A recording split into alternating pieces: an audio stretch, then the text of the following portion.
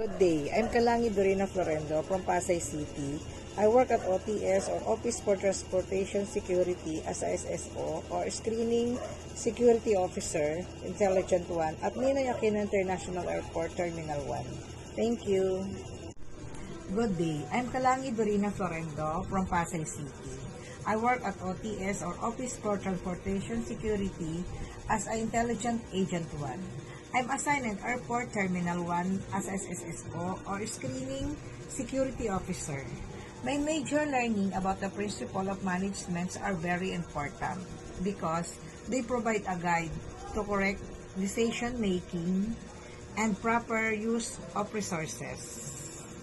They help to make planning, organizing, leading, and controlling in an organization more efficient.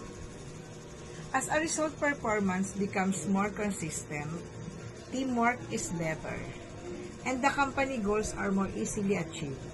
For me as SSO is very important also, the planning of our security, safety of the passenger who takes flights or all airport users depends on us because we see everything, the passenger, hand carry, and the luggage.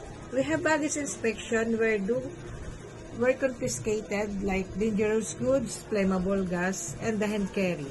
More than 100 ml liquid sharp points like scissor, knife are not allowed to board.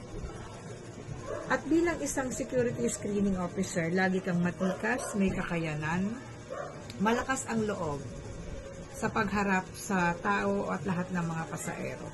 At dapating good communication with respect and smile. Kaya ang principal management is very important sa akin at sa ating lahat at ito ay napakalaking tulong. Ma'am, thank you very much po sa subject na ito. About naman po sa grade, thank you Lord at nagkaroon ng ganitong ETIA program. Sa iyo, Madam Jeneline, my instructor. Jeneline Domingo, thank you very much po. Nawa po ay mabigyan mo ako ng tama at fair na grade. Salamat po. God bless.